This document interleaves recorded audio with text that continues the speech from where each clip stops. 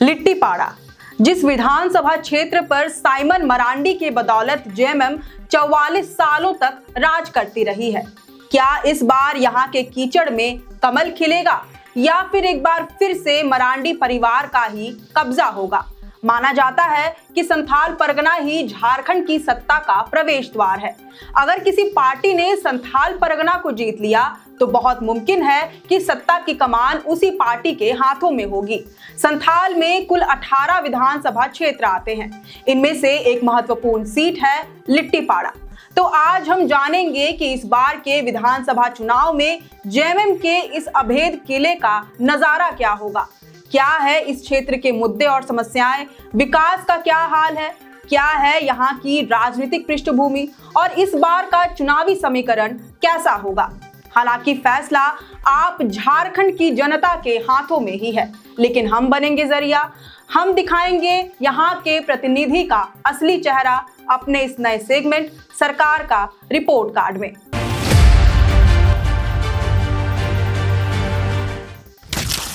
जोहार, आप देख रहे हैं लोकतंत्र 19 की खास पेशकश और मैं हूं आपके साथ अंशु। एसटी आरक्षित लिट्टीपाड़ा विधानसभा क्षेत्र पाकुड़ जिले में फैला हुआ है। जेएमएम की सफलता में यहां का जातीय समीकरण बहुत मुख्य भूमिका निभाता आया है। यहां पर आदिवासी वोटरों की आबादी करीब 40% है। आदिवासियों में भी पहाड़िया जनजाति महत्वपूर्ण संख्या में है, जिनकी आबादी तकरीबन 10% है। इसके अलावा मुस्लिम आबादी करीब 20% है और हिंदू जनसंख्या लगभग 15%। लिहाजा यहाँ पर आदिवासी और मुस्लिम वोटर्स ही निर्णायक भूमिका में होते हैं।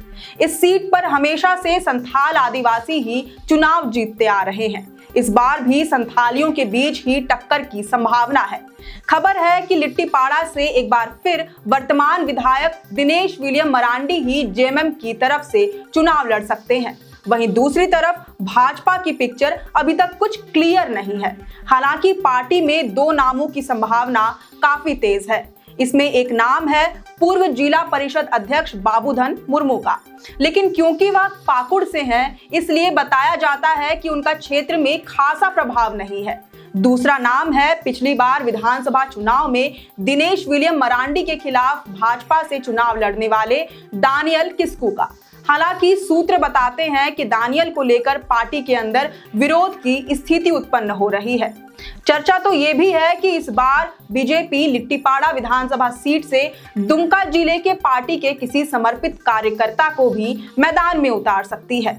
हालांकि इसकी पुष्टि भाजपा द्वारा अब तक नहीं की गई है। ऐसे में पार्टी किसे टिकट दे सकती है, इसका कोई अता पता नहीं है। वहीं दुमका एसपी कॉलेज के प्रोफेसर निर्मल मुर्मू भी यहां एक तीसरा कोण खड़ा कर सकते हैं। उनका खुद का सामाजिक संगठन भी है, स्टूडेंट लीडर रह चुके हैं और आदिवासियों के बीच उनकी पकड़ भी मजबूत बताई जाती है। साहित्यकार और सामाजिक कार्यकर्ता के रूप में अपनी पहचान बनाने वाले प्रोफेसर निर्मल मुर्मू का क्षेत्र में अच्छा प्रभाव है। ऐसे में फिलहाल संभावना बन रही है कि इस बार का चुनाव वह निर्दलीय प्रत्याशी के तौर पर लड़ सकते हैं। अब क्षेत्र की समस्याओं और मुद्दों की बात करें तो लिट्टीपाड़ा विधानसभा की गिनती राज्य के सबसे पिछड़े इलाकों में होती है, क्योंकि यह हर मामले में पीछे है। मूलभूत सुविधा भी यहाँ के लोगों को आज तक मुहैया नहीं हो पाई है। ना तो पेयजल की सुविधा है, न बिजली की, न सड़क, न स्वास्थ्य, न शिक्षा, न रोजगार और न ही खेती किसानी की। आदिवासियों का जल जंगल जमीन भी सुरक्षित नहीं है। यहाँ पाइपलाइन की कोई व्यवस्था नहीं है। क्षेत्र के कुछ गांव ऐसे हैं जहां लोगों को वैसा पानी पीने पर मजबूर होना पड़ता है जहां मवेशी भी पेयजल का लुत्फ उठा रहे हों। वहीं कुछ गांव ऐसे भी हैं जहां पेयजल के लिए 5 से 7 किलोमीटर दूर जाना पड़ता है, वह भी पथरीले रास्तों से गुजरते हुए।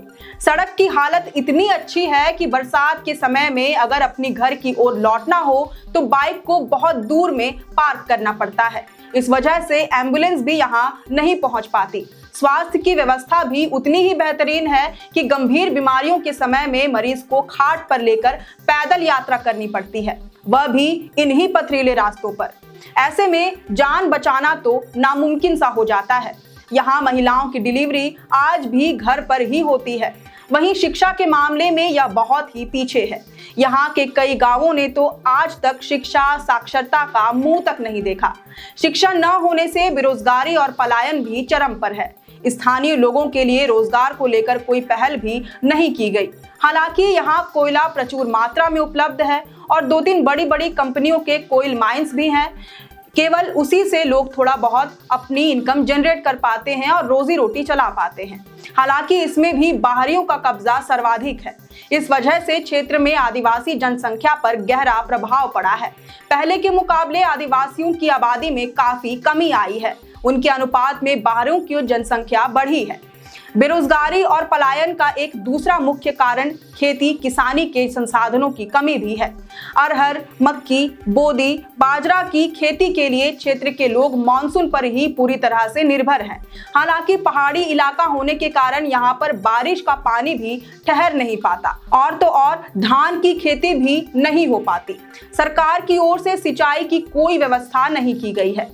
2-2 चेक डैम होने का भी कोई फायदा नहीं है, क्योंकि यह कारगर ही नहीं है। इस वजह से खेती किसानी और उससे कमाई करने के लिए क्षेत्र के लोग पश्चिम बंगाल की तरफ पलायन करते हैं। भ्रष्टाचार भी यहाँ चरम पर है। योजनाओं के नाम पर आम लोगों से रकम की वसूली की जाती है। क्षेत्र में मलेरिया और डायरिया जैसी बीमारी खासकर पहाड़ी क्षेत्रों में एक गंभीर समस्या है। इसकी चपेट में आने से और इलाज के अभाव में आए दिन क्षेत्र के लोगों की मौत हो जाती है। पिछले साल नवंबर महीने में इस क्षेत्र में कई बच्चों की ब्रेन मलेरिया के कारण मौत हो गई थी, जिसने राज्य भर का ध्यान अपनी ओर खींचा था। सबसे खराब स्थिति तो यहाँ के पहाड़िया समुदाय की है। उन्हें डाकिया योजना का भी लाभ नहीं मिल पा रहा है। लेकिन सवाल ये है कि इतनी बदहाली के बावजूद लिट्टीपाड़ा की जनता 44 सालों से जेएमएम और साइमन मरांडी के परिवार पर ही भरोसा क्यों करती आ रही है और इतने वर्षों में भाजपा एक बार भी अपना कमल क्यों नहीं खिला पाई। क्षेत्र के लोगों का कहना है कि यहाँ पर या कह ले पूरे संथाल के इलाके में तीर कमान को लोग पूजते हैं। दिशोम गुरु शिबू सोरेन लोगों के दिलों में खास अहमियत रखते हैं। यहाँ मुद्दा हावी नहीं होता बल्कि चुनाव चिन्ह मायने रखता है, जबकि भाजपा को क्षेत्र की आदिवासी जनता दीकुओं की पार्टी के तौर पर देखती है। यहाँ के सबसे ज्यादा बार के विधायक साइमन मरांडी शिबू सोरेन के आंदोलन के साथी रहे हैं। माना जाता है कि 70 के दशक में शिबू सोरेन को महाजनी प्रथा के खिलाफ बिगुल फूंकने के लिए साइमन मरांडी ने संथाल परगना में जमीन तैयार करने में मदद की थी।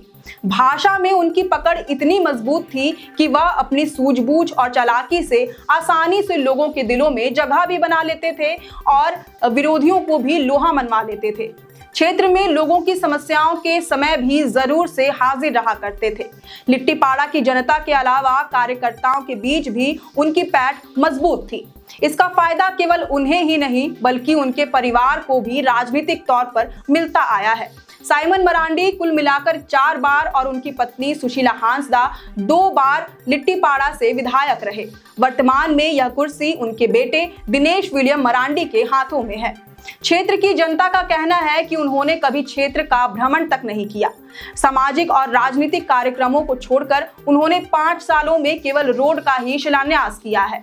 वह सड़कें भी गांव घर तक नहीं पहुंच सकी है। लिट्टीपाड़ा के लोगों से उन्होंने कभी उनके समस्याओं को जानने का प्रयास भी नहीं किया, न उनके रहते कोई योजना का लाभ मिला। हालांकि पिछले बार का चुनाव तो विधायक दिनेश मरांडी अपने पिता साइमन मरांडी के बलबूते जीत लिए, लेकिन ऐसा पहली बार होगा जब दिनेश को अपने पिता के साये के बगैर ही चुनावी मैदान में उतरना होगा। उनकी छवि भी क्षेत्र में कुछ अच्छी नहीं रही है।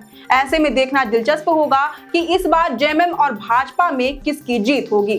क्या एक बार फिर से मरांडी परिवार का क्षेत्र पर कब्जा होगा या फिर लिट्टीपाड़ा में पहली बार भाजपा का कमल खिल पाएगा? इस पर आपकी क्या राय है, ये हमें कमेंट करके जरूर बताएं। अगर आपको हमारा ये वीडियो और ये हमारा नया सेगमेंट सरकार का रिपोर्ट कार्ड पसंद आ रहा हो तो इसे जरूर से लाइक और शेयर करें। हमारे चैनल लोकतंत्र 19 को भी फेसबुक पर फॉलो और यूट्यूब पर सब्सक्राइब करना न भूलें। हमारा एक और चैनल है द ग्राम सभा, उसे भी जरूर से फॉलो और सब्सक्राइब कर लें। फिलहाल लेते हैं अलविदा। जोहार।